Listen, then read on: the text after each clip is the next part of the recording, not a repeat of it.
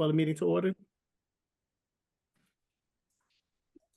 Good evening. We're calling the meeting to order, and we're going to start with welcome to the meeting of the Landmarks and Historical Preservation Commission, which is being held in accordance with the Open Public Acts of 1973, also known as the Sunshine Law. In accordance with the New Jersey Public Laws of 1975, Chapter 231, Section 5, adequate notice of this hearing has been provided by notifying the Newark Star-Ledger and the Jersey Journal. Also, the schedule of regular meetings of the Newark Landmarks and Historical Preservation Commission has been posted on the bulletin board in the basement of City Hall and filed in the office of the city clerk.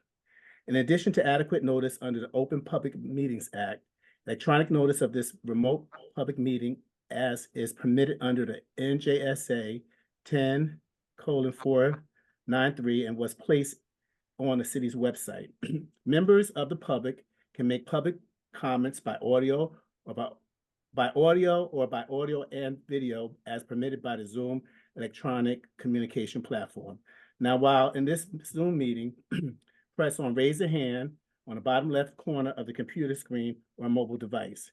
Raise hand always allows participants to notify the host that they would like to speak without interrupting them. If you are calling in, press *9 on your telephone to raise your hand. Tonight's meeting will be limited to business items listed on the agenda. Requests to schedule items for future meetings should be submitted to the commission and care of the Division of City Planning, Newark City Hall, 920 Broad Street, room 112, Newark, New Jersey, 07102. So roll call, Kevlin? Sure. Madam Secretary? Commissioner Zhang, Here. Commissioner O'Toole, Here. Commissioner Forsyth, Here. Commissioner Caldwell Epps, Here. Commissioner Gross-Close, Here. Commissioner Combs Hollis, I'm here. Chair Smith. Here. Okay, could we have a motion to approve the minutes of September 4th? I'll make that motion that we approve the minutes of September 4th. Second. Commissioner Epps. Motion made by Commissioner Gross-Close, seconded by Commissioner Caldwell Epps to approve the minutes of September 4th. Commissioner Zhang, Yes. Commissioner O'Toole, Yes. Commissioner Forsyth, Yes. Commissioner Hollis, Yes. Commissioner Gross-Close, Yes. Commissioner Caldwell Epps, Yes. Chair Smith. Yes. Motion to approve the minutes. Madam Secretary, are there any reports on any enforcement actions in historical districts? No, Commissioner, or no chair. Any communications? Could I make a comment? Sure. My big house is now under reconstruction. And they're going to keep the first floor as is with the beautiful doors and fireplaces and mirrors and so forth. And then they're going to make apartments up above that. So it's going to really be nice. And I've been waiting for this for 20 years. So, and that's at 698 Martin Luther King Boulevard. Now, I don't see Great. my picture. I can hear myself talking, but where's my picture? We're looking at you, you're clear as glass there. See you. Yes. I can't see Madam my- Secretary, are there any communications? Can you repeat? Are there any communications? No. Okay, so let's move on to O applications.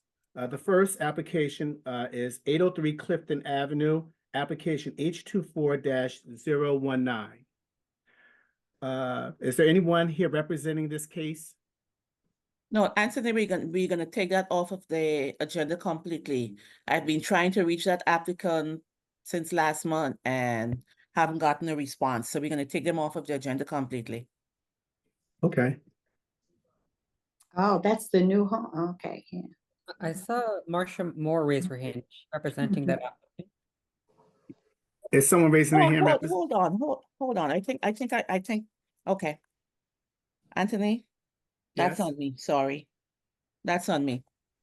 Okay, that's Okay. on me. Marcia is there for that one. I mix it up with the older one. I'm sorry. Okay, I'm sorry, forgive me. I messed up okay, with that one. so, I'm gonna bring in bring Marcia. her in. Let's do that over, please. Yes.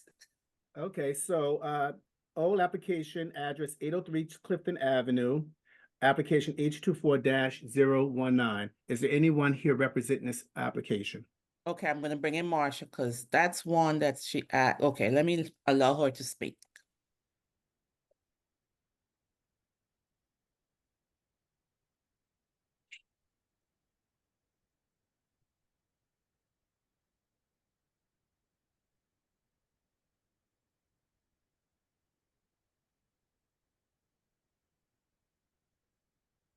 So good evening, Marcia? Chair and members of the board. My name is Marcia Moore on behalf of the applicant. I'm laughing because I said, I'm here. Forgive me. But for the record, Marcia Moore on behalf of the applicant, we're actually asking for an adjournment. My architect is unavailable to present, so we are asking that this matter be carried to September 6th. So the Madam Chair was correct, but I am asking just for an adjournment. Thank you. November, September No, 6th? November. Oh, November.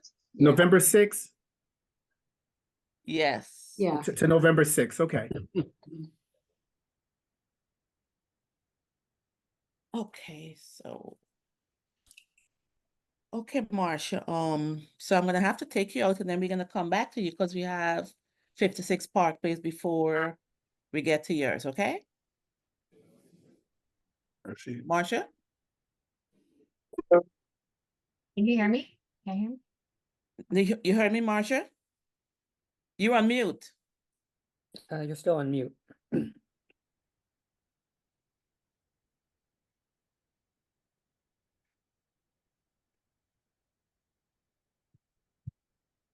Marcia, I'm gonna take you out so we can proceed with Park Place. And then when your application is up, I'll call you. She's having issues with her speaker, she says. Okay, yes, so let's we're gonna move on. I'm gonna just take Marcia out and then we're gonna move on to Park Place. Okay, she's out, okay. Okay, Who, Address I'm sorry, who is Brian Compatore? That's probably, let me see.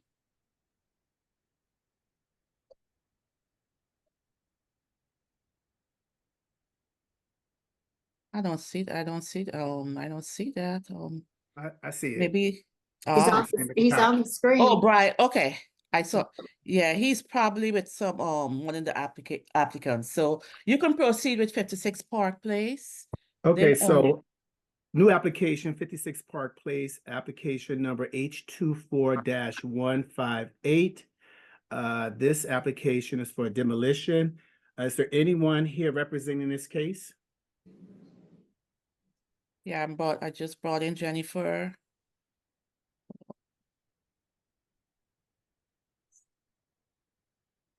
Good evening. Hi, Jennifer. Good evening. Okay.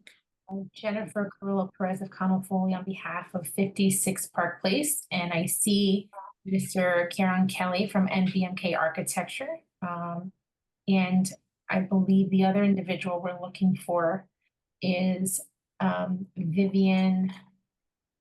You would see it. Okay, Vivian, it just says Vivian, okay. Yes. Okay, I'm gonna bring that person in. Well, then who are these other two? Who is? Yeah, Ian? you brought Marcia in. Or and Brian are still here.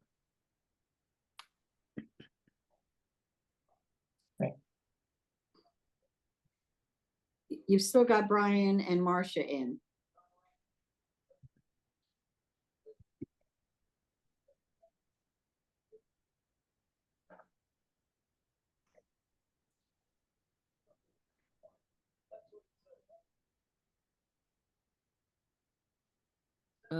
If Ms. Kivlin promotes any of us to panelists, we can remove the non-applicants.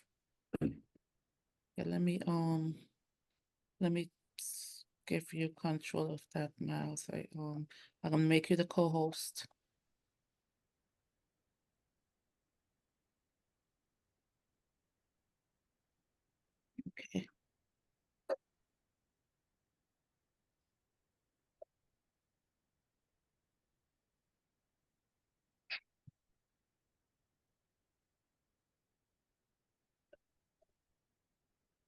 Okay, Jennifer can proceed. Great. Good evening again, Jennifer Curl Perez of Conofoli on behalf of 56 Park Place. The property that is before you this evening is located within the Newark's Military Park Historic District. And my office filed an application seeking approval for the partial demolition of the rear portion of the existing structure and a rehabilitation of the front facade for the development of a new 27-story mixed-use building with ground level retail, commercial, and restaurant use with residential above. I understand the application is being treated separately. The first will be us discussing the demolition. And so with that, I do have the project architect whose office prepared the report, Mr. Kieran Kelly. And then we have a representative from ownership here should questions arise that would warrant his participation. And that is Vivian Pereira. But I'd like to have Mr. Kelly as part of the presentation to provide some additional information. So if he can just state his name for the record and just his affiliation. Hello. I guess I'll just go. My name is Kieran Kelly, spelled C-I-A-R-A-N K-E-L-L-Y. I'm a principal at the firm of NBMK Architecture in Hoboken, New Jersey. I'm licensed in the state of New Jersey. Good standing. Thank you. Mr. Kelly, you toured the property and assessed the area, and additionally, as a result of that, prepared a report on the historic significance of the structures and the request for demolition that's dated July 16th of 2024. Is that correct? That's correct. And you also participated in a site tour with some representatives from this commission on or around September, I'm going to say 16th or 18th, somewhere along that line with some of these representatives. Is that correct? That is correct. All right. And if you can, please provide the board with some detailed information regarding the existing building. Okay, if I may, I'm going to share my screen, and for the purpose of discussing the demolition, this is primarily the report that I submitted, but with your permission, I've introduced this first sheet because my report didn't give an overall kind of block image, which I thought might be useful for the discussion. So the image on the top of the screen is the block. It's the eastern side of Military Park, Park Place. You'll know the Military Park building, or the Burger building as we know it, on the right-hand side of the image. And then outlined in red to the north of that is the property in question. So the property is just shy of 10,000 square feet, and it's a long linear parcel. It has about 43 feet of frontage on Park Place and extends back for about 188 feet. And there's an existing one-story masonry commercial building on that property, one-story over cellar, and that occupies about 60% of the parcel. So you're correct, we did walk through it. I've actually walked through it many times, and we had the pleasure of walking through with the commissioners. And the existing building is disused, has been for some time. It is dilapidated, to say the least. It has, it has experienced significant water damage, and there is signs of structural damage. So, and I will get into it when I discuss my report, but we are proposing or requesting that we demolish that structure, with the exception of the front facade, the brick facade fronting onto Park Place, which can be seen on the lower left hand of the image.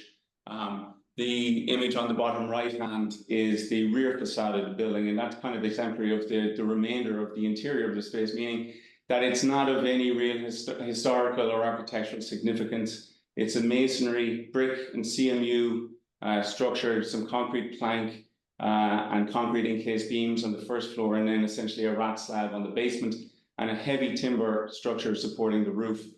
I'm going to briefly go down through my report because it includes some images that will give the commissioners a taste of what the interior of the building looks like. And then, of course, we can discuss, I guess, the 7 criteria in the ordinance by which we compare to and which we believe supports the case for demolition in this case.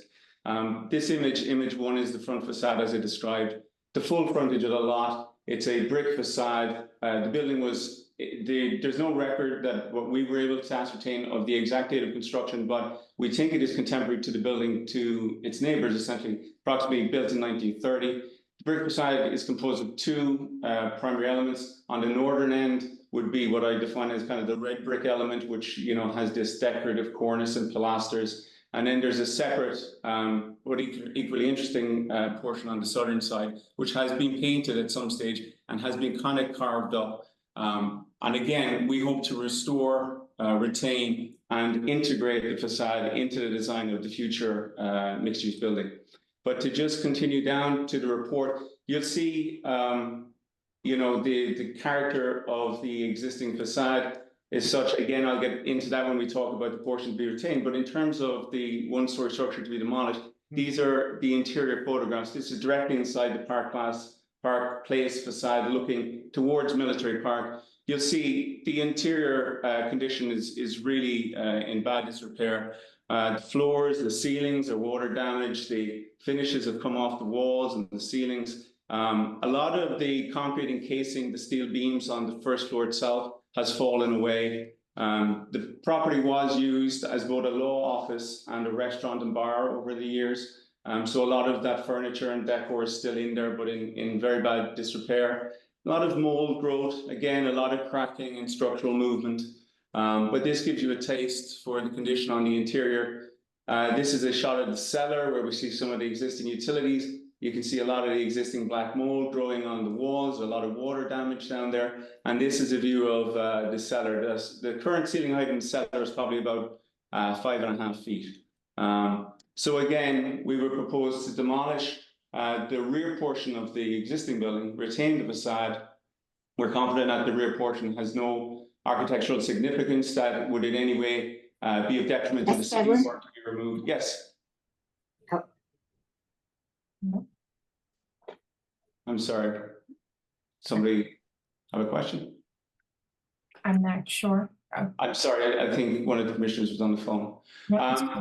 But that essentially sums up kind of an overview. Jennifer, I don't know if you would like me to go through these 7 items or whether you would like to lead me. How do you want to proceed? Yeah, no, I think you mentioned a portion of it through your just introduction in the photographs. That report was submitted as part of the application. And if I just understand you correctly, I just want to reiterate some of the points you've mentioned that go towards that criteria. You noted that the existing building, while it's in a historic district, it's not listed individually. Is that correct? Correct. Okay. And the current condition of that building, it is that it's vacant and derelict state, essentially a very poor condition internally. Is that correct? Correct. And portions of the exterior as well. We did tour it with the commissioners and we did note that some of the areas were painted and some of it looks like it was replaced with makeshift kind of materials in some locations. Is that your recollection of that? Yeah, absolutely. And specifically regarding the front facades, as I said, we plan to retain it, but in itself, it will require restoration and a lot of those elements will be replaced. Correct. And the existing building, what we're proposing to do with respect to the demolition is strictly the rear of the internal and the rear portion of the building, which is not visible from the street. Is that correct? Correct. And the water damage, you noted and showed photographs of that, as well as noted on the record that the cellar floor is cracked and damaged. Correct. I will note that during the tour, we were not able, in some instances, at least I wasn't, to walk in just because of the smell of so poor of I think the mold and the wetness of that property. The humidity was just unbearable. So we will note that for the record. You also, one of the other criteria is that this building, what we have to talk a little bit about is the importance of the city and the extent to which its historic and architectural value is such that its removal would be detrimental to the public interest. And as it relates to this building, can you just provide the board with your opinion with respect to the removal of that rear portion of the building? Yes, my opinion is that the removal of the portion that we plan to remove, it is of no architectural or historical significance to the city. Nothing that we propose to remove can currently be seen from any part of the street, and so essentially I don't see any detriment to removing it. Okay. And another item we discussed there, or that's in the ordinance, is the probable impact of its removal upon the ambience of the historic district. We indicated again, the goal of this application is to restore and fix the facade, which is the portion really that is of significance here, and that the rear portion as you noted in one of their photographs that's in the report, is just the rear of the property. It's not visible and really has no architectural integrity. Is that correct? That is correct. Okay. And the structural soundness, as you've indicated, I think your photographs demonstrated, basically demonstrate that the integrity of the building is somewhat compromised as it is inside. And the goal here is just to demo that and restore the front facade, which in your opinion is structurally sound to justify that rehab and really worth salvaging given its contribution. Is that fair to say? Correct. Yeah, the front facade miraculously is somewhat unscathed, I would say, by the passage of time. Obviously, some of the decorative features are deteriorated, and of course, we're proposing to restore and replace them. But the brick itself is in good condition and intact, largely intact. Okay, so the effect on the remaining portion of the building that we're looking to salvage, warrants in this case a partial demolition approval, at least in your professional opinion, because that which is looking to be preserved is actually the detail that would warrant that preservation, correct? Correct. Okay. I have no additional questions for our architect. I think the bulk of our testimony here was to really go through his report on the justification for the partial demo, which I'd like to be clear is just the internal and rear portion of the property. Great. Okay, so thank you for the presentation. Are there any questions or concerns from the commissioners? Commissioner Epps? I just had one question.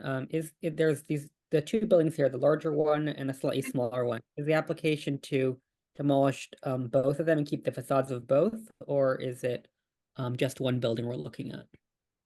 Yeah, and I'll answer that when going back. So this image, and when you say one larger, one smaller, I assume you mean the one on the left. Oh, we being can't irregular. see it. We don't see anything. If you, wait. Oh, I'm sorry. Nope, go ahead. We can. I apologize. Okay. You can zoom in a little bit it looks like two separate buildings, but it's one. It's Yes. actually one, Commissioner Zhang.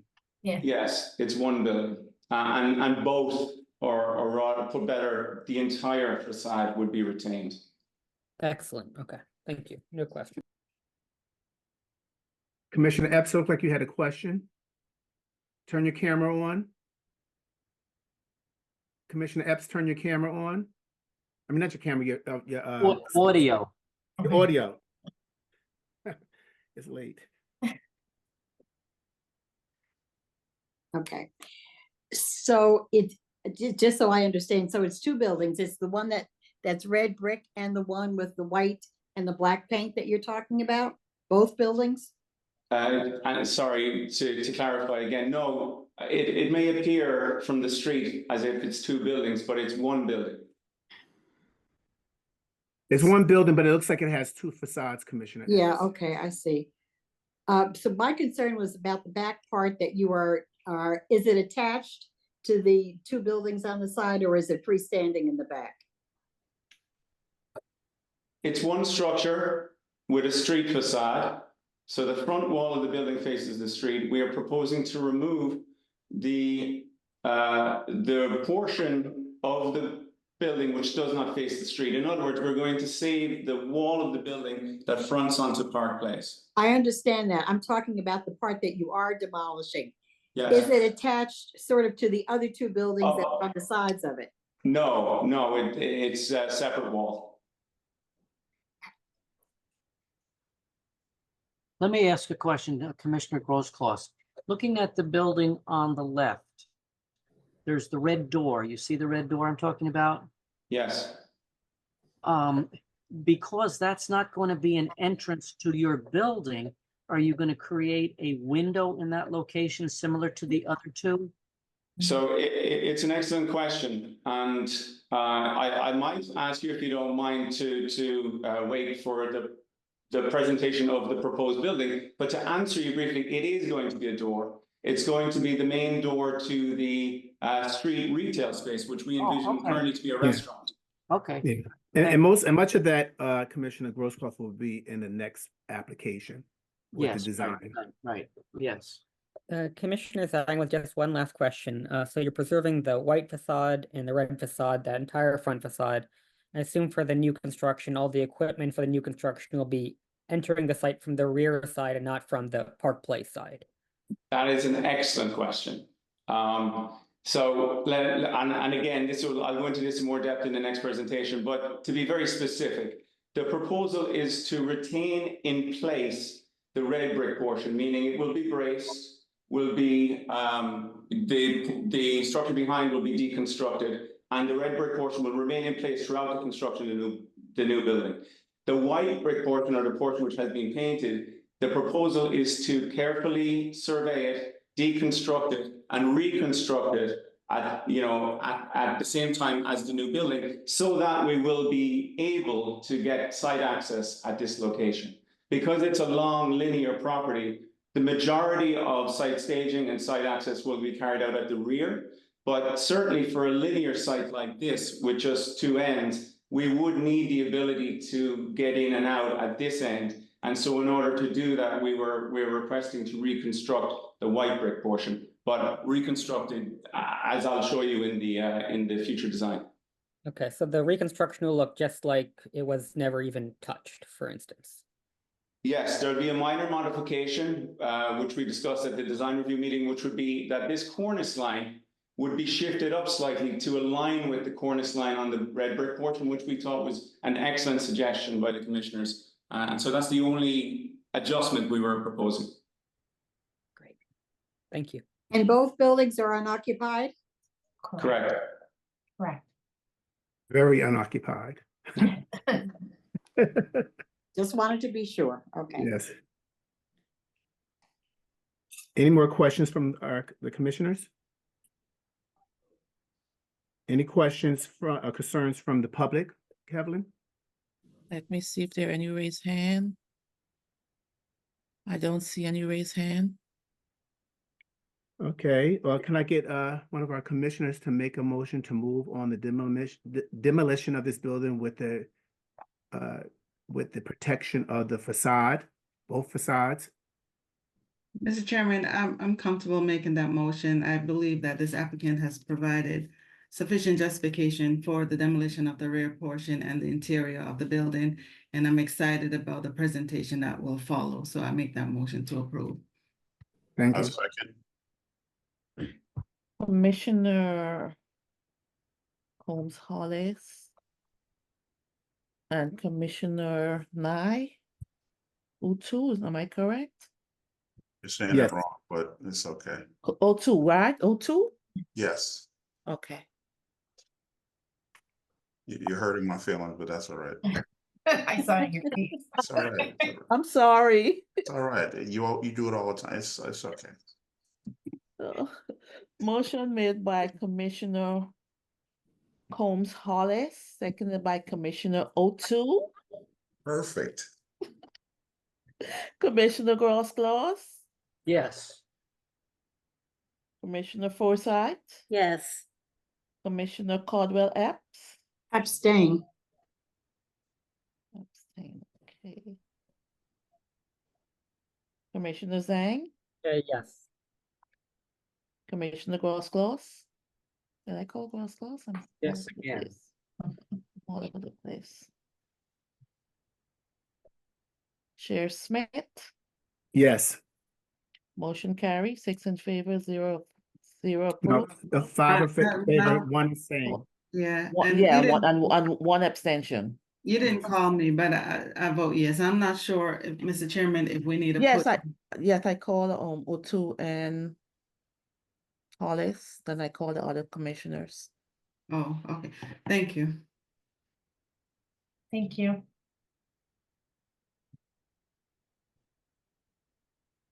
So if we can, if it's. So we're gonna move, if we can, we're gonna move to the second, which is the design, which is 56 Park Place, application H24 159. Great. Thank you again, Jennifer Carrillo-Perez of Common Foley on behalf of the applicant. In this regard, we will now be proceeding with the application to provide you with an overview of the proposed rehabilitation, reconstruction of the front facade, as well as the design, the proposed design for the 27-story mixed-use building. This project will have 235 residential units with the ground level retail commercial / restaurant use that we just previously noted as it relates to the demo. We do have Mr. Kieran Kelly, who's our project architect who prepared the design for this as well. I'd like to call him forward to walk us through the building design first and foremost with respect as it relates to the renovation and restoration of the facade, and then we can go into the greater building design for the addition. Thank you again. Can everybody share or see my screen? Yes. Yes. Excellent. Okay, so I think maybe with the interest of time here, I'll give a brief overview of the project, discuss the architecture of the tower, and then get down kind of looking at a closer level of how that integrates with the existing facade that we're proposing to save. So just to give you some brief kind of an overall summary. So as said, we're proposing a 20-story mixed-use building, primarily multifamily residential, with 235 residential units on the upper floors. And we're proposing a 4,350 square foot double height retail space at street level, which we're currently envisioning will be a restaurant. And then also the main residential lobby will also be on Park Place. There will also be off-street parking for 55 car parking spaces and loading operations, which will occur at the rear of the property, not on Park Place. To describe the architecture of the tower, I guess, so how the design came about, obviously as described earlier, it is a long linear site, narrow at the street frontage, but close to 200 feet long. Now that, along with the requirements to meet the obvious, setback requirements of the redevelopment plan, and also being sure to provide adequate light and air for both our building and our neighboring buildings, it develops a long plan. And so when extruding that up, we rounded the corners to soften the form of the building. And then the key or most notable architectural feature of the facade is what I guess I'm describing as this inclined lattice.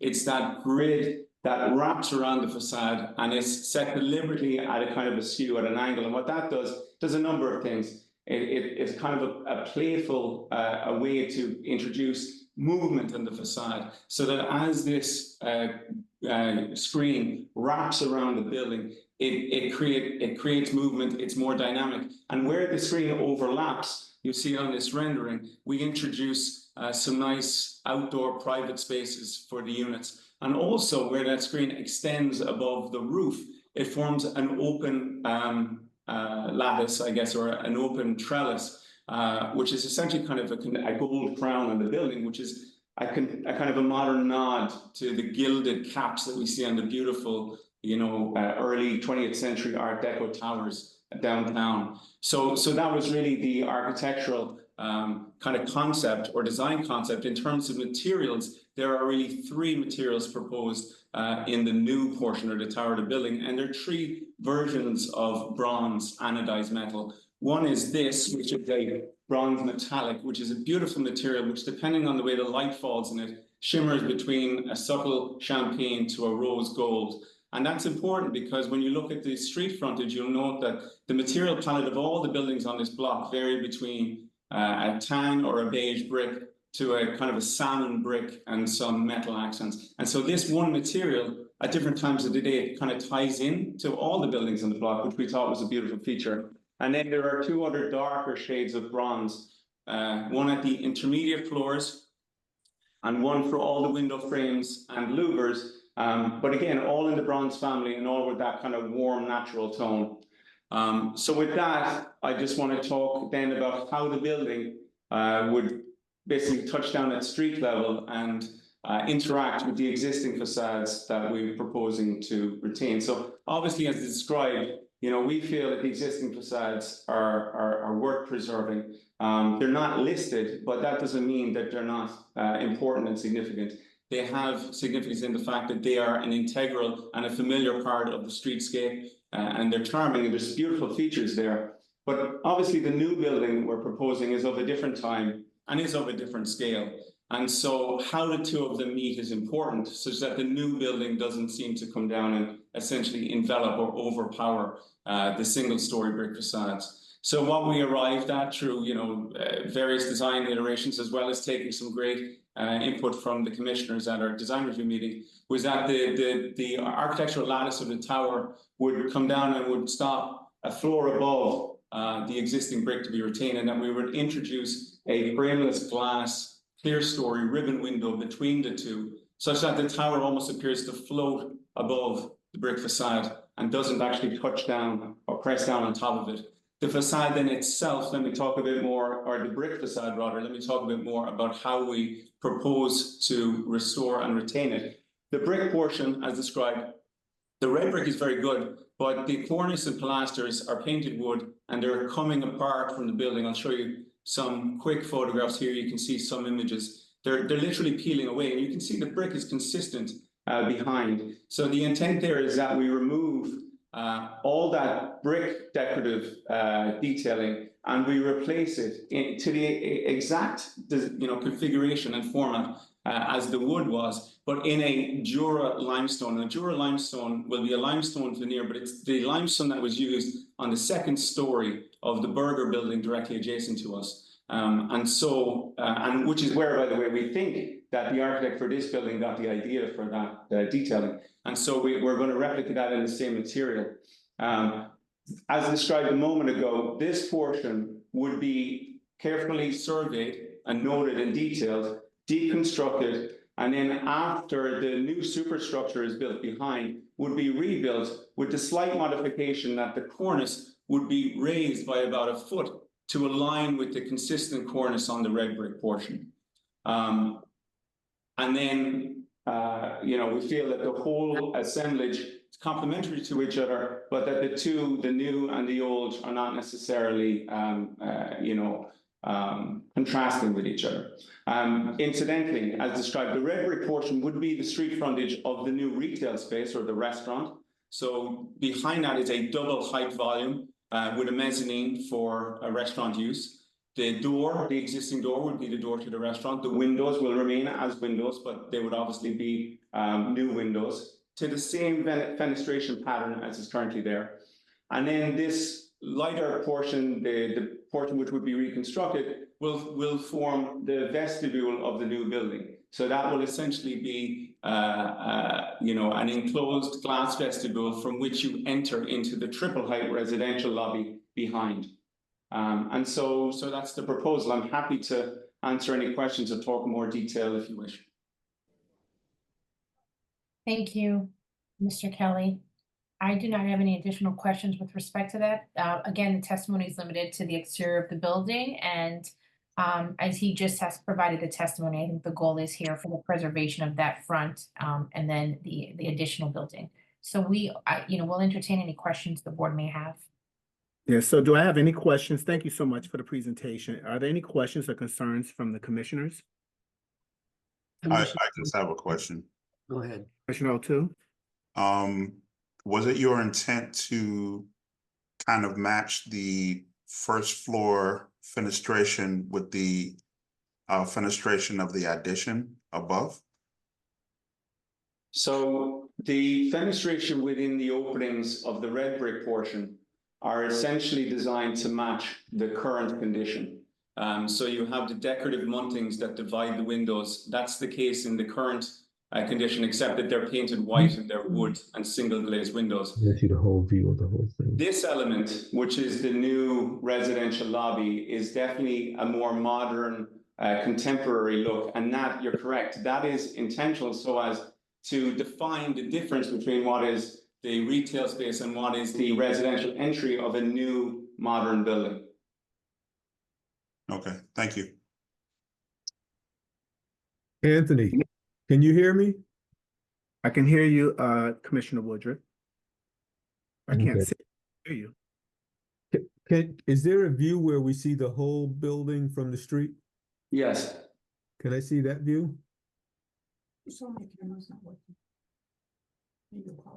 Yeah, my camera may not be working, so I, apologize for just can't getting in right there. The question I have is on the south side of the building that is closest to the other high rise, the brick high rise right there. What is located on that side of the new building? So on the first and second floor, it is the lobby space and back of house. Okay, And on the third floor, it is a amenity space, which gets its light from the rear and front of the properties. And then above that is residential units, set back from the property line. so in some of the residential units, they're going to always be in shade on that side of the building, the south side? Not always, but admittedly for a certain part of the day, that is south facing, and the building to the south, as you see it, is taller. So yes, there will be shade for sure. So the space between those two buildings, the historic one and the new building you're doing, where you have the I guess it might be in the fourth floor, you have the neighboring building right there in between them. Here or here? Yes, no, exactly what you did. Yes. Right. Is that part of yours also? No, that's not part of ours. That is part of the military park building. Oh, really? Ms. Chairman Smith, maybe Yes. now is a good time if you can maybe let the rest of the members know who was present at the tour and the design review meeting, so that would be helpful. Yeah, well, actually at the tour, Commissioner Woodruff was there, myself and Commissioner Grosclaws were there at the tour, and the design review was Commissioner Combs Hollis, Commissioner Grosclaws, and Kevin, who else was at design review? Commissioner Grosclaws and Commissioner Myself. Commissioner Woodridge. And with Woodruff. So actually three of us were at the tour, And and also the tour previously. yeah, and Zane and Commissioner Zane was at the tour previously. So so Commissioner Woodruff, you were on the tour. Right. So your question is around the site of the windows of people who are residents there? Yes. And what's the concern? Well, I'm just saying that in the windows, let's just say 1, 2, 3, 4. When you get to the fourth floor, you can see everything, the next 3 floors in shade. Okay. And that is going to be a continuous dark space right there, correct? In terms of that area. If I may, I don't think that is going to be a continuous dark space. After, maybe depending on the time of year, obviously, because the sun travels differently at different times of the year, but certainly beyond like 1, 2 p.m. when the sun has moved around to like the southwestern portion of the sky, that's going to be getting light into that space. So it's not always going to be a continuous dark space. The separation at that point is over 50 feet, which is not particularly tight for an urban downtown condition like this. But I understand the question, but I'm not, I think it is what it is. I'm not trying to be critical. No, I understand. I'm just trying to explain. I'm sorry. Don't take it that way. It's a beautiful design. It's just that I was just looking at that particular space right there. The building, in terms of its architecture, its look, is wonderful. It's just a matter of, I was just wondering, you're going to have, for example, if you look at 1, 2, 3, 4, 5, 6, if you look at the 4, 5, and 6 floors. Yeah. You know what would help me? Is there a floor plan of those floors? So I just want to caution the board, I just candidly, I appreciate your question, Commissioner, and I do think our architect answered it with respect to, I think the answer was the area may not have, in this indication, it shows some darkness, but I don't believe, and correct me if I'm wrong, Mr. Kelly, that it won't be dark at all times. Because the board doesn't have purview within the floor plans. Yeah. Commissioner Smith, so Commissioner Woodruff, I think it's just the way that the picture is cast, and I understand what you're saying, but as relates to the sun and how it's set, it will shift and change depending on the season, time of the day. Oh, so I think that's what you're looking. I understand that, believe me. I mean, one architect to another. I Of course. really understand I'm not, that. yeah, I just didn't want, I mean, you were asking for floor plans respectively. The board doesn't have jurisdiction over the floor plans of the project. No, I wasn't asking for floor plans. Oh, I thought you had asked to show. No, me the no, floor no. plan. I was Sorry. out there. I was out there at the I'm meeting. sorry. I don't need floor plans. I was Okay. there. Yeah. Right. You know, So- if I may, it's a really interesting question because I don't think anyone has ever brought that up, but it's a very good point.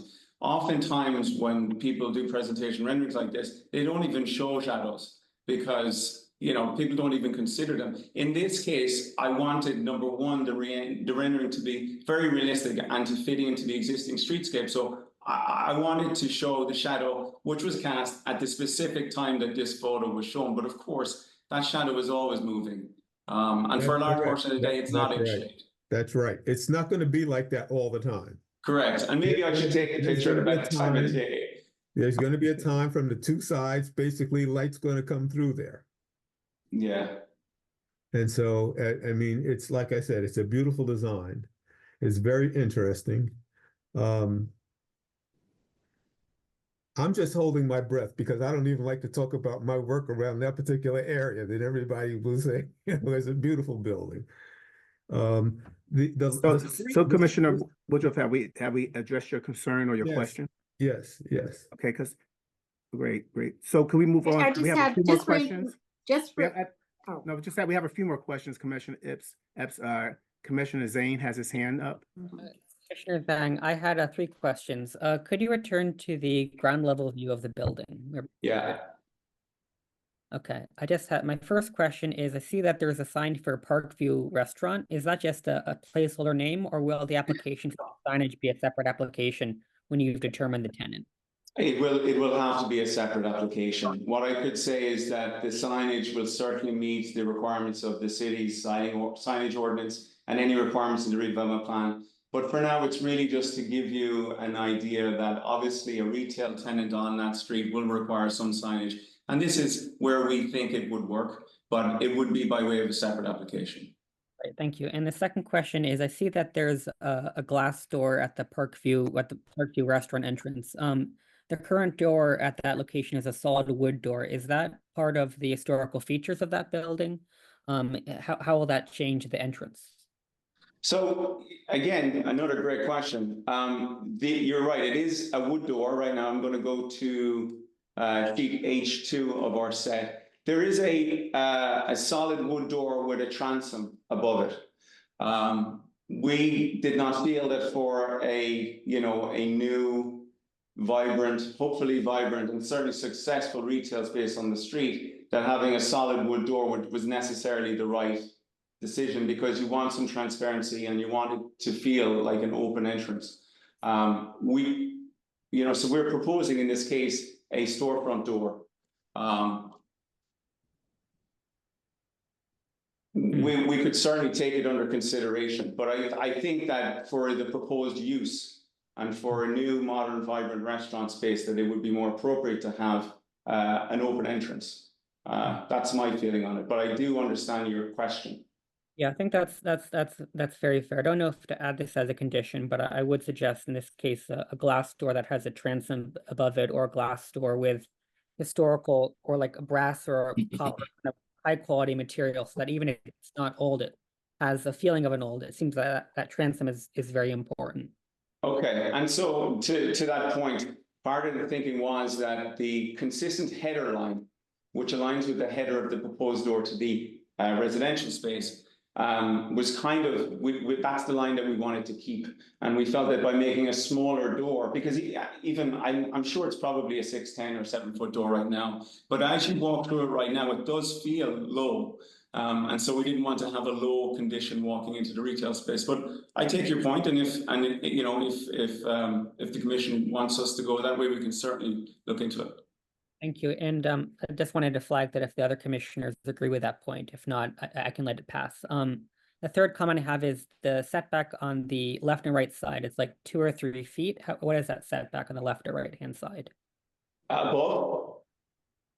Above, yes. It's 3 feet 1 inch. And it's 3 feet 1 inch because the redevelopment plan requires 3 foot side yard setbacks. And the building code and the redevelopment plan also require 3 foot setbacks from any existing neighboring windows. And in order to get sufficient light and air for any windows proposed on our building at that depth, we can achieve the percentage at that setback. Obviously, above the 4th floor, as we described a minute ago, that goes significantly on the south side to over 50 feet. And above the 2nd floor on the northern side, that goes to probably about 70 or 80 feet. Great. Just the reason I ask is the building on the right-hand side there is like a 3-story building, on the left-hand side is a 2-story building.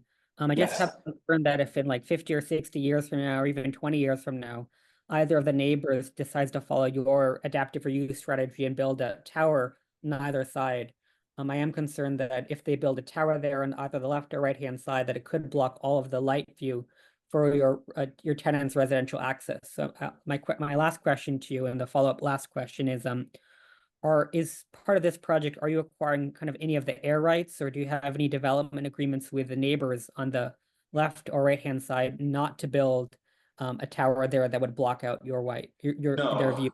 No, we don't. Not as No. of yet, we do not know. Yeah. Does And Commissioner Zane, I think on the left-hand side is WBGO. We'll have a new home, right, in a few months. Is WBGO going to move? Well, they're not. I'm not sure about that, but I just was making reference to what. Yes. That's To, That's a good point, though. the new construction that NJ Pack is doing. Correct. They're going into Okay. that. There's no way for the commission to add it as a condition. I think I will flag it that my only concern is that the properties on either side can, as of right, build as high as this building with the same setback of 3 feet on their own facade lines. And if either tower on either side builds a 3-foot setback from that shared property line, it creates a very narrow and dark 100-foot long light well. So I don't know, it's not what the commission doesn't have purview over it, but I would encourage the applicant to develop agreements with neighbors to prevent construction on either side that would inhibit most of the residents' views. Well, let me ask a question on this to the architect, the owner. How many stories? There's like 1, 2, 3, like 5 or 6 stories that basically will be in shade because of the narrow corridor there? So perhaps this image shows it best. On the south side, 5 story at the 1, 2, 3, 4. At the 5th floor level, you would align with the roof of the neighboring building to the south. Let me ask you a question. I'm not trying to be critical or anything, but No, I understand. how do you feel about that? I mean, it's a beautiful building, but now you have we'll just take a number, just say the 4 floors, 4 or 5 floors. They're looking into another wall. So Yeah, I have one idea. but I don't think that we have that's not within our purview. Correct. So, Woodruff, yeah. Mr. Chairman, I just Well, wanted Ms. Combs, hold on 1 second. Hold on. I'm sorry, I have thought you an were done. idea. My apologies. I thought you. It's okay. I understand. I have an idea there, but I wouldn't mind talking to the architect about it. I just leave it alone for the moment. It's a beautiful building.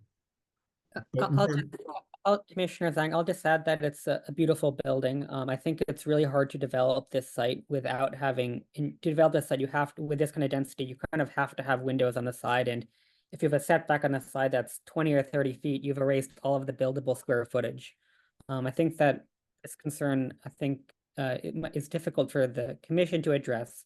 But I think it would require the applicant to work with the neighbors to buy up their air rights or to own the properties on either side to ensure that at no point in the future does any of the neighbors build a tower as tall as this.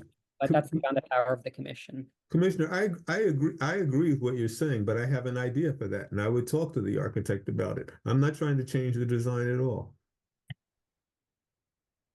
Mr. Chairman, I want us to stay on task and stay on the things that we're here for.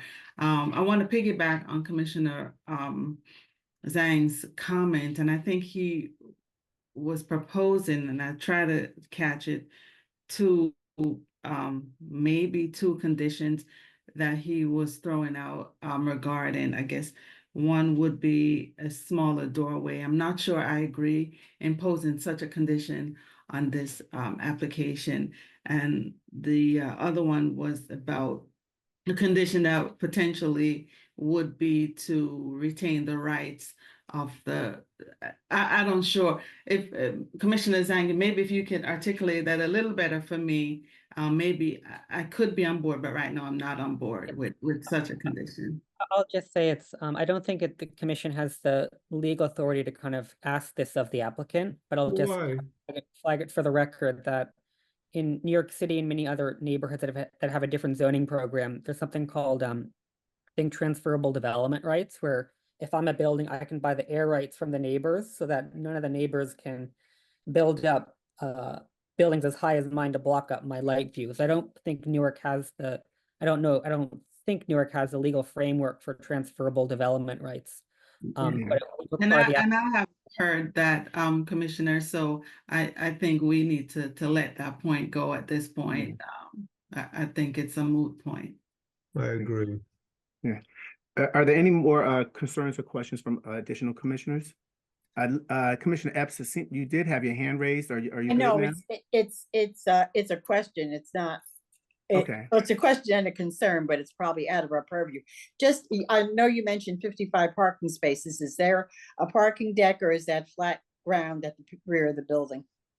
So there is mechanical parking. So there is, I don't have the floor plans, but essentially at the rear of the building, there is a garage entry, and there are two car elevators, which will bring you either up to the second floor or down to a cellar.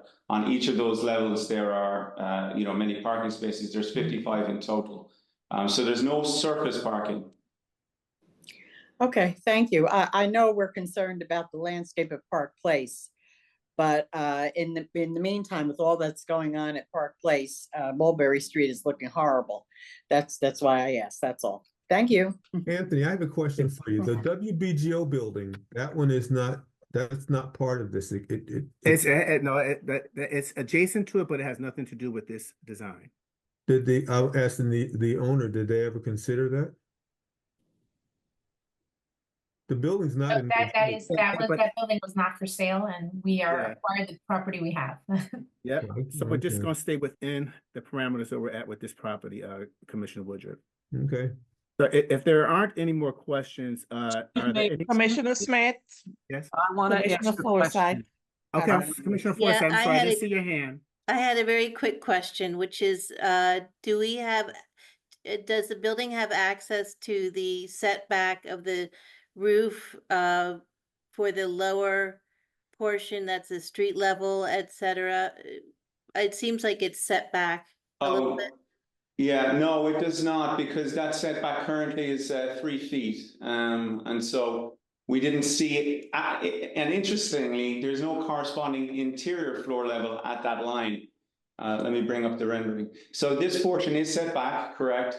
But there's no corresponding interior floor there. So there's nowhere from where I to step see. out onto that space. It's purely a double height volume behind the wall. And the reason it is set back is purely to give some prominence to the brick. Okay, that's great. I was just, I'm just a horticulturist worried about the establishment of trees, ailanthus trees on the cornice and roofs.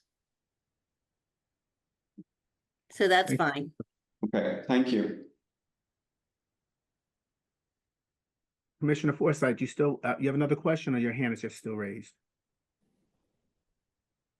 Commissioner Grosclaws, is that who you're talking to? Well, your hand is No. raised, but do you It have a was question? raised, I don't know how high I have to bring it to get it seen. Commissioner Grosclaw. Okay, the picture that's being shown right now, is there, and I'm not sure if it's a good suggestion or not, but the two lights that you have by either side of the door, could they be raised a little bit higher? And could you put them on the third and fourth to give more light to the restaurant that's going to be there, and to make it more comfortable to go in by any chance? Not if- Yes, of course, there's a chance. We'd be happy to do it. The reason why they're shown where they are and of the type that they are is because it's matching the existing condition. But I agree. I think if they were slightly higher and if they were on each of the pilasters, I think it would be a good idea. Could I'll leave that and say thank you if it's approved. And on the top of the park, just below Parkview Restaurant, could there be up lighting set in there to light up the sign Parkview Restaurant by any chance?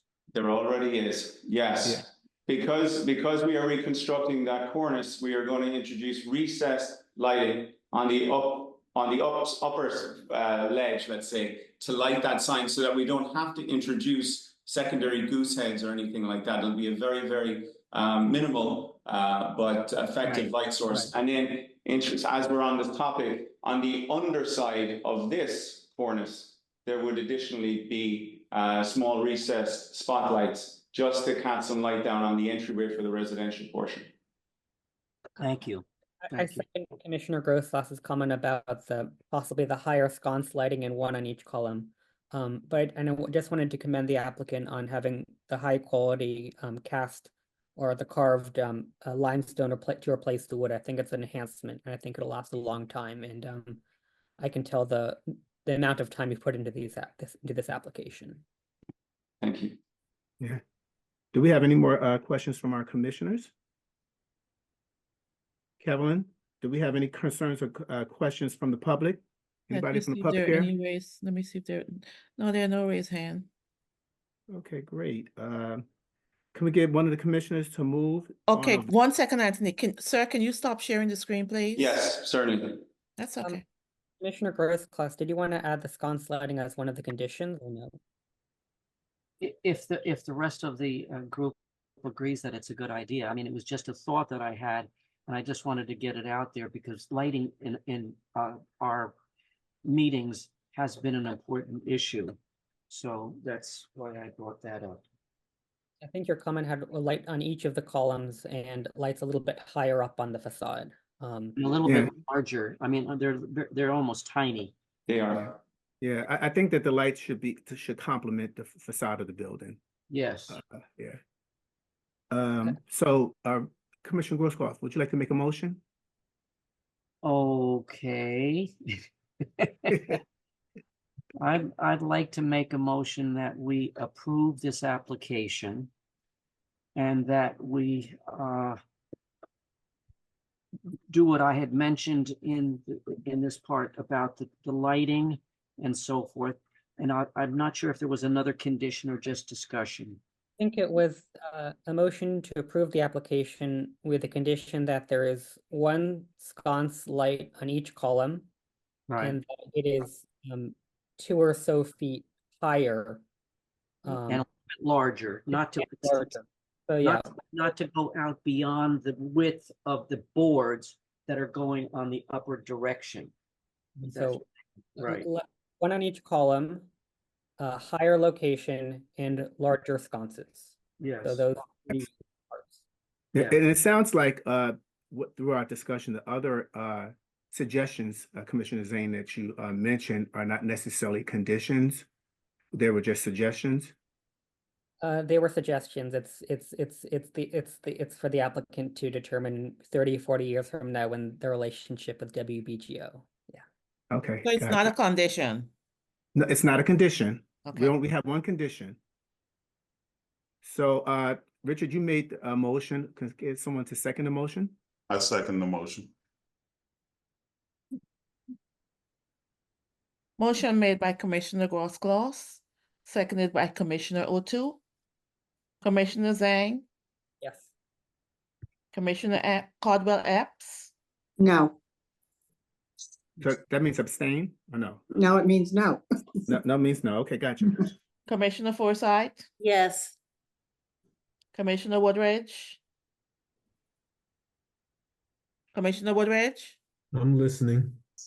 I'm doing the roll call. Are you voting towards this? Commissioner Woodridge, yes or no? What can I do? Can I abstain? You can do whatever you want to do. I mean, I like the building a lot, okay? I really like the building a lot. The only thing that, Mr. Woodridge, we're making a vote here. Yeah, yes, is it We're yes, in the yes midst or of no making a abstain, vote, so Commissioner? it's either you've said yes, no, or you you Abstain. abstain. Commissioner Woodridge? it's a hard one for me. I like the building a lot. I think But Commissioner Woodruff, the issue is that we're in the middle of the vote, so it's either yes, no, or abstain. abstain. Thank you. Commissioner Combs Hollis? I'm voting yes with a condition for the lighting. Thank you.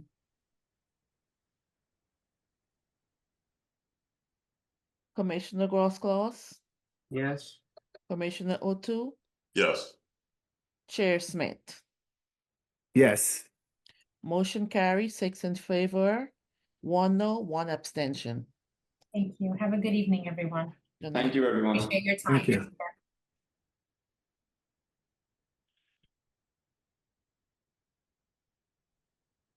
Okay. We're ready for the next one? Okay, let me just make sure that we have. Just in case you're curious, my no, because it's an old glass and metal building, and I just don't think historically it goes with that streetscape at all. It's the first non-brick building on that whole streetscape. And I think it just detracts from the aesthetic of the entire block. So is not the NJ Pack doesn't have steel on it? Or is It all has brick? some steel, but it's a brick building. Okay, gotcha. That took 6 years of my life. JPAC, that was hard. So we're gonna move on, if everybody's fine, let's move on to the next agenda item. It's the address is 59 Washington Street dash 6577 and 49 Washington Street. It's in the James Street Commons Historical District. It is application H24-180.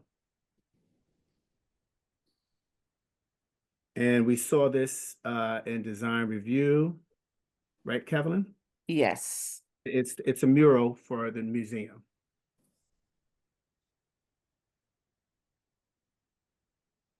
Okay, let me bring in, oh, what's going on here? Anyone there for the museum, can you raise your hand so I can bring you in, please?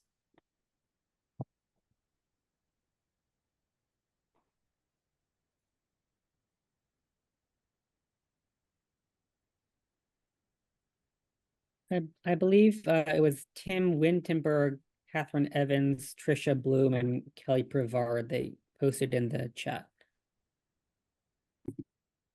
Yeah, they're in, they're all in, let me see, Kelly. Okay, And Did they turn on the cameras? Are they coming in now? Okay. I think we're still looking for Catherine. We got Kelly. We have Kelly. Yeah, there's also a Catherine Evans. Catherine Evans, okay.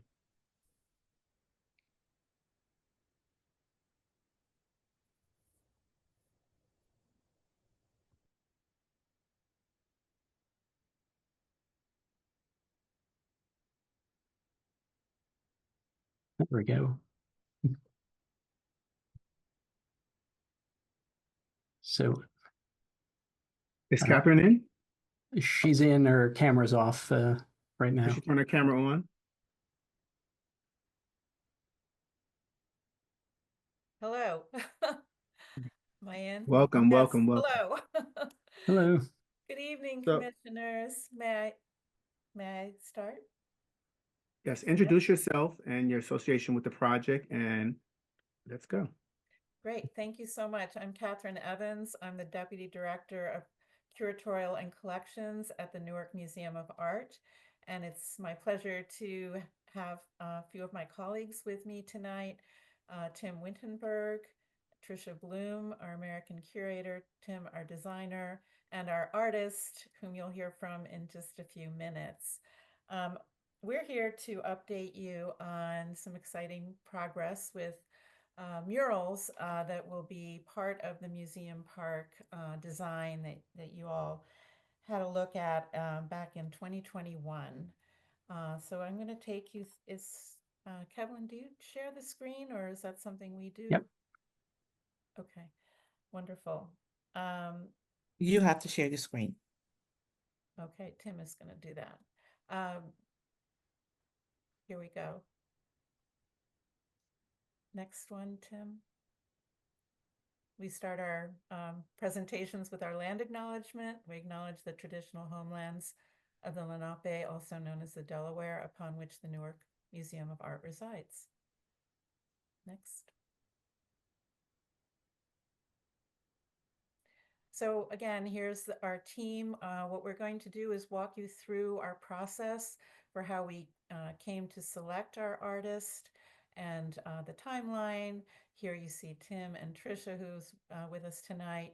And we had a really robust committee of advisors that included 3 artists. You'll see here Dalia El-Sayed, Laikwanuna Yawar, and Shoshana Weinberger, as well as internal staff. Next. And here was our timeline way back in 2021. We really started thinking about this in a serious and deliberate and intentional way. Many meetings that by the end of beginning of this year, in January of 24, we were able to send out RFPs to 5 artists that had been drilled down from a much larger number of submissions. Next, and this takes us up to today, October 2nd, where we're bringing this forward to you all. I would like to say that just in the timeline, sort of overall, we're thinking about these murals, they're temporary, and we're thinking about them as 5-year iterations. So the first one would debut with Museum Park in a couple of years. So here, this is just to pull back and to maybe introduce some of the sculptures and artworks that we've already, thanks to your approvals, the Philip K. Smith back in 2021 as well. We recently added the Sanford Biggers on either side of the entrance on Washington, the Shazia Sikander bronze sculpture that is in front of the Ballantyne House, and yet to appear in the lower left there is a wind sculpture about 13 feet tall by Yinka Shonibare that will eventually grace that corner of Washington and Central. And then, of course, the murals that we're going to be talking about are to be positioned on the new building along Central and on our existing south wing. Next. So move on. Yeah, let's see what, is it over to you, Tim? Yes, thank you. Sure. Hi, so this is the current site. We're sort of standing here on the corner of Washington Street and Central Avenue.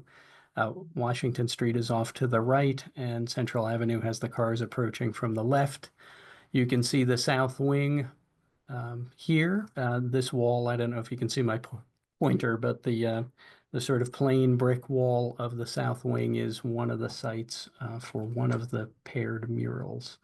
And we're going to move down to this, which is a rendering with sort of unlovely placeholder mural artwork from the approved Museum Park proposal back in 2021.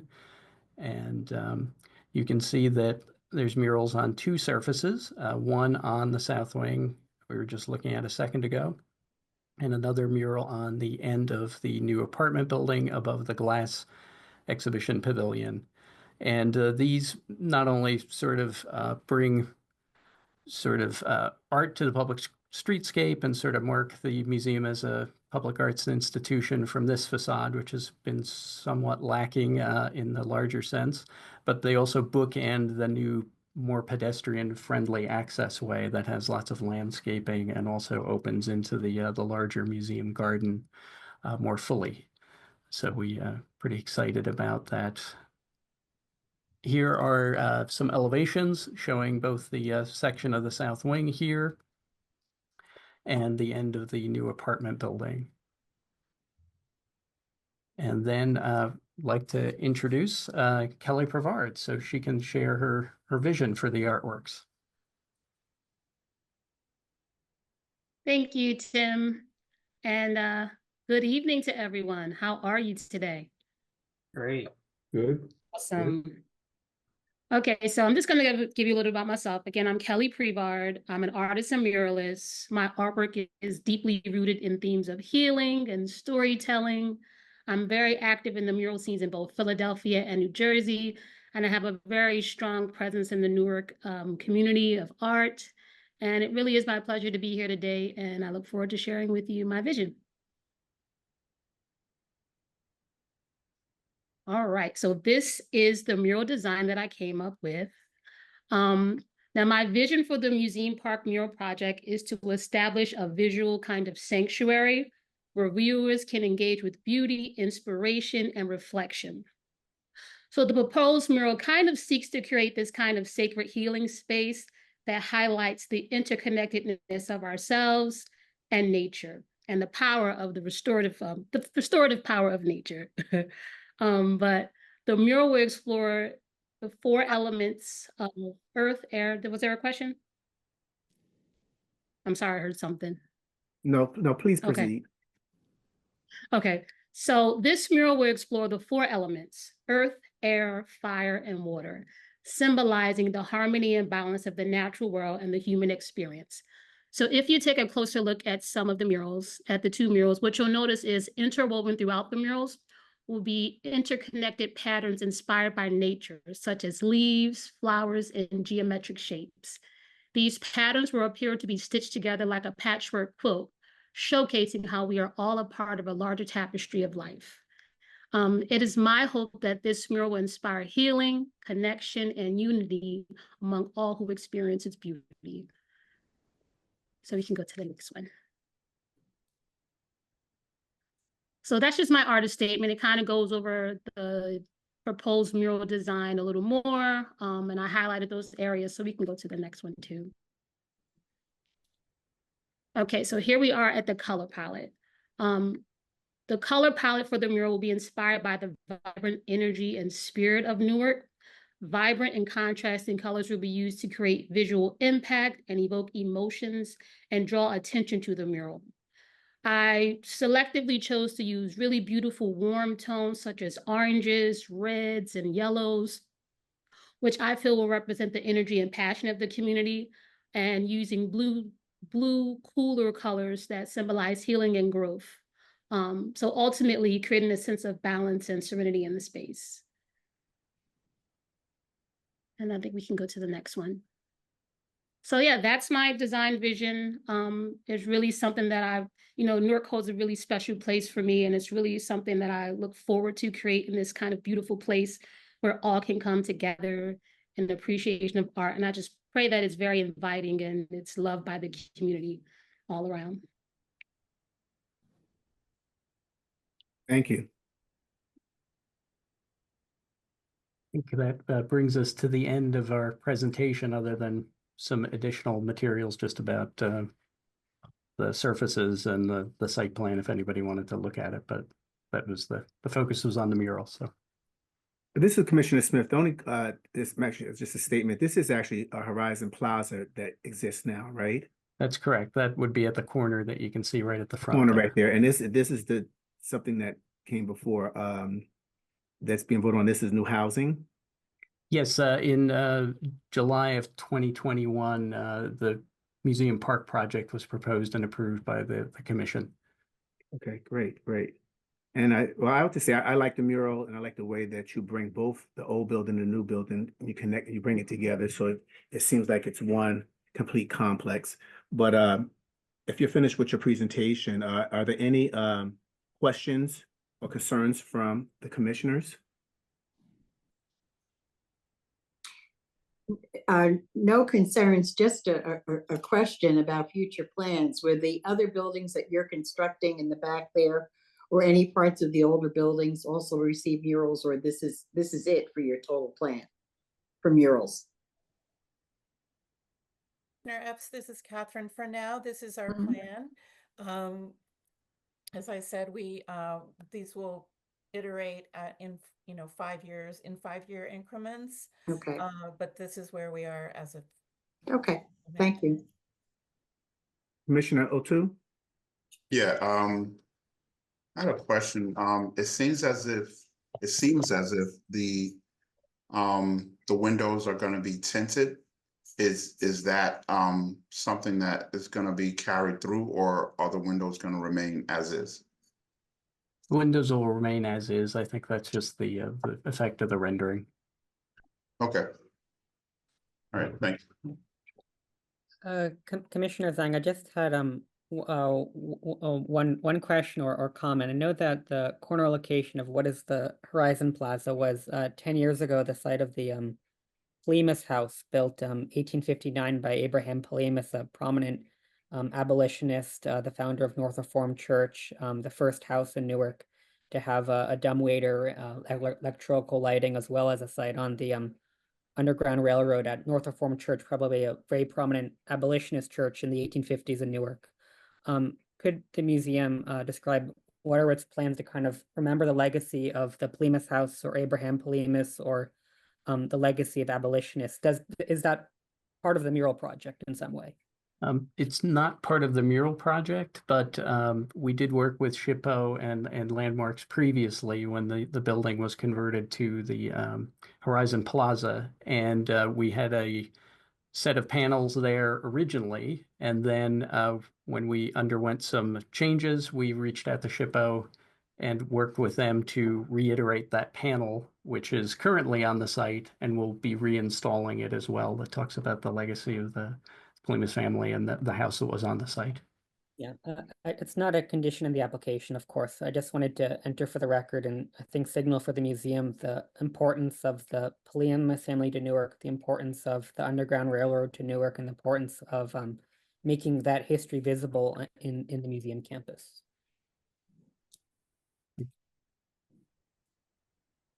Any more questions? Any more questions? No. You can take down your presentation. Kevin, do we have any one here from the public? No, Commissioner. Okay, so can I get one of the commissioners to make a motion to move this beautiful addition to the city of Newark? So moved. So Commissioner Linda. Epps, I didn't get Commissioner- who made the motion? It's Linda. Okay. Commissioner Epps, Second, promotion. That's Commissioner Roscoe. Rosecross. Motion made by Commissioner Caldwell Epps, seconded by Commissioner Roscoe. Commissioner Combs Hollis, I vote yes. Commissioner Woodridge, Yes. Commissioner Forsythe, Yes. Commissioner O'Toole, Yes. Commissioner Zhang, Yes. Commissioner Roscoe, Yes. Commissioner Caldwell Epps, Yes. Chair Smith. Yes. Motion carry 9 in favor, 0 opposed. Thank you, commissioners. Thank you so much. Welcome. Good luck with your project. Thank you. Pleasure you. to see you all. And congratulations, Mr. You, Pod. Yes. Bye. everybody, have a good night. Good night. Thank you care. very much. Good night. Good night. Thank you. Marcia, since you never left. But before you break, so let Commissioner Epps, Yes. our last one. Okay, so you're batting 50-50 here. 50-50, yes. Address 292-306 Martin Luther King Boulevard, James Street Commons, application H24-1 181. Welcome back, Ms. And Moore. Good evening again, commissioners. Kelvin, you bring in Brian Sumpatore, he's our architect. Okay.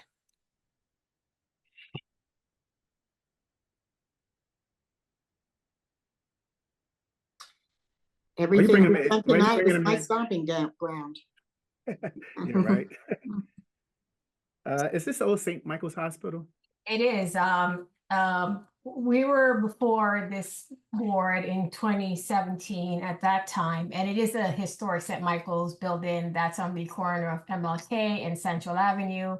And at that time, the owner received approval for 3 uses. The use consisted of a space on the basement and the ground floor for glass roots, offices on the second, and the co-living residential units consist of 25 units on floors 3 through 6.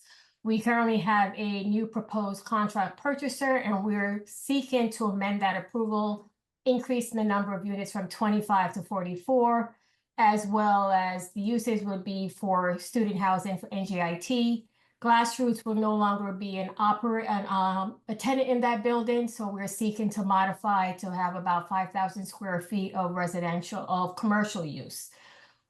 Tonight, we're presenting just the modified. We did go before design review at the time, so we would like to have the architect just address the changes. Those changes in particular concern the garage door, the fenestration, as well as the window. So at this time, I'd like Mr. Compatore just to address the modifications that we're seeking for this amended approval.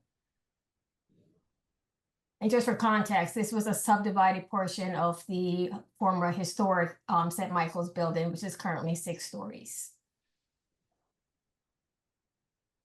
Brian? Are you bringing him in, Kevin? Clevin? He turned on his camera?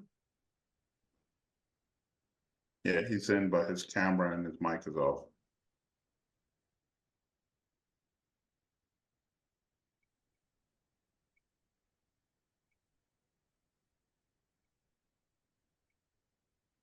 He said, can you let in the 716 phone number? I guess he's gonna.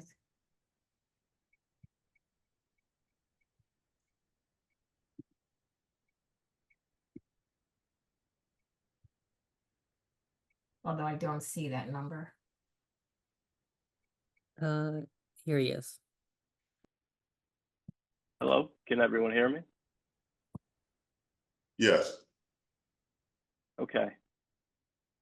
Good evening, everyone. I will take the screen and just show you the minor modifications, but as Marcia stated, the modifications that we're proposing are related to the use changes, glass roots no longer being a tenant, and residential floors extending down to the second and first floors.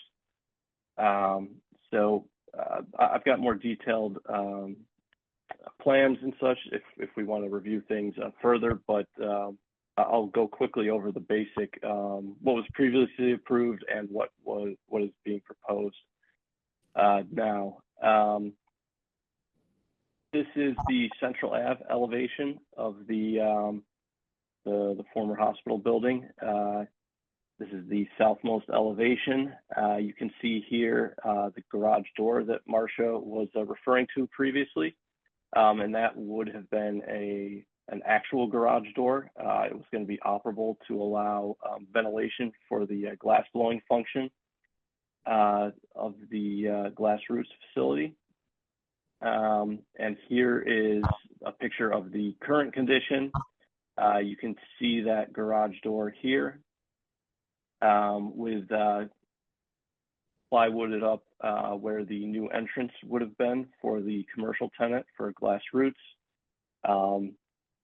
And here is the proposed new storefront. It'll be a fixed storefront. It will not be operable like the garage door would have been, as it has a living room and kitchen behind it. But one of the commission's comments on the garage door last time was that the fenestration of the door, the garage door, and the side entry doors match the fenestration of the windows that were approved. And this, on the next slide, you'll see that the fenestration does match.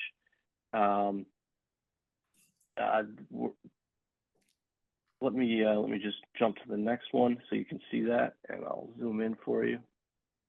So these windows were approved last time, and the fenestration is that of a historic, factory type building.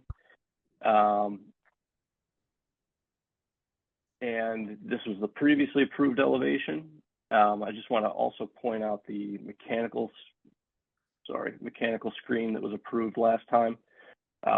Since Glassroots is no longer the tenant, a lot of the screen was necessary to screen a lot of their, exhaust fans and equipment to provide heating and cooling to their space.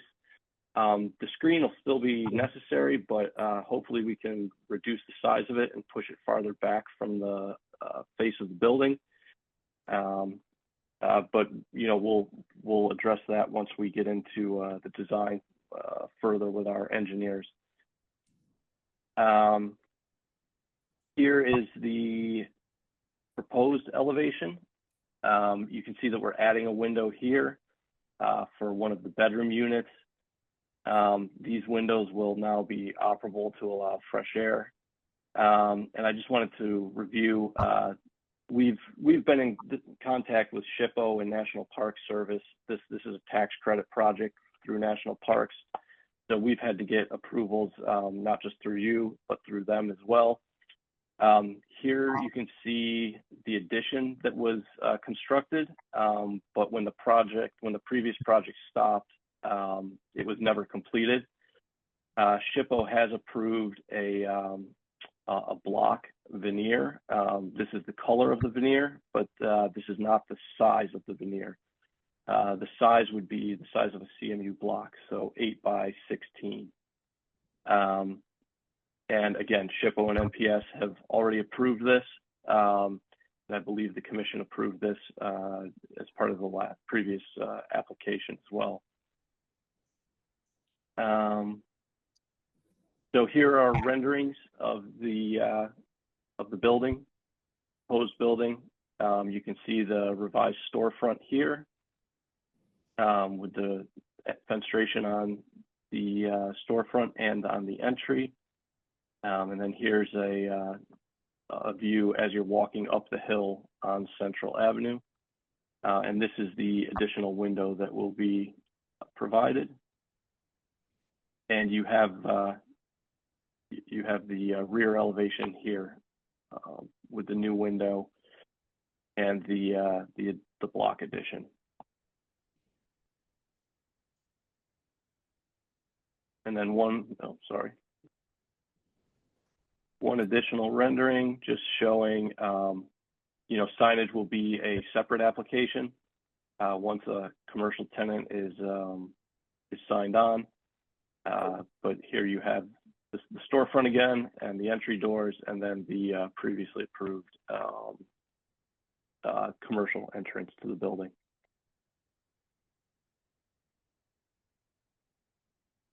Can I ask a question? And that's a question on what you were just move the camera back a bit. The piece over the windows, the 6 windows over here. Why is that a different substance than the brick itself? Why did you decide to make it different? Same color, but just different.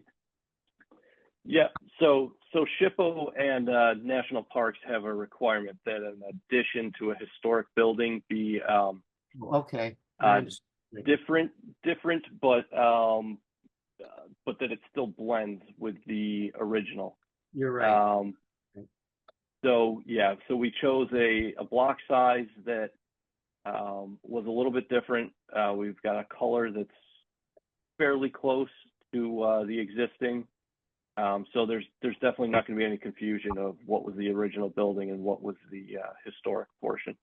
Cool. Okay.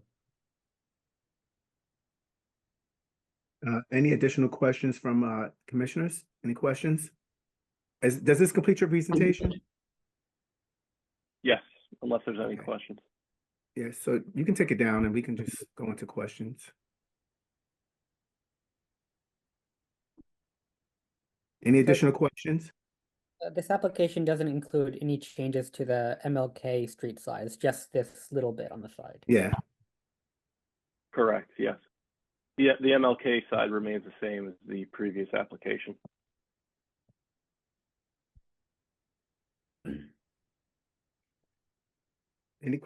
Are we good, commissioners? Mhm. Any question, anybody here from the public, Kevin? No. Can I get a motion to move? A motion So Commissioner Epps made a motion to move on this, to vote on this application. Can I get a second? I I'll second. second. Oop. Okay, who Ladies who first. seconded the motion? Yeah, so Commissioner Commissioner Epps Forsythe. made, Forsythe seconded. Motion made by Commissioner Caldwell Epps, seconded by Commissioner Forsythe. Commissioner Zhang, Yes. Commissioner O'Toole, Yes. Commissioner Woodridge, Yes. Commissioner Grosclaws, Yes. Commissioner Combs Hollis, Yes. Commissioner Caldwell Epps, Yes. Commissioner Forsythe, Yes. Chair Smith. Yes. Motion carry, 8 in favor, 0 opposed. Thank you again for your time. I hope whatever deadline or time in that you met that time in, but again, appreciate the time. Kelvin at 8:03. Okay, Marcia, have a good Thank night. you very much. Good night, everyone. Take care. Bye-bye. Bye. Take care.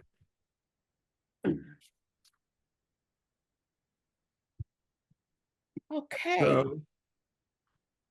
So if that's it, actually, I want to say something, but let's close out the meeting. I just want to okay, so you want me to stop the recording? stop the recording, yes. Okay, sure.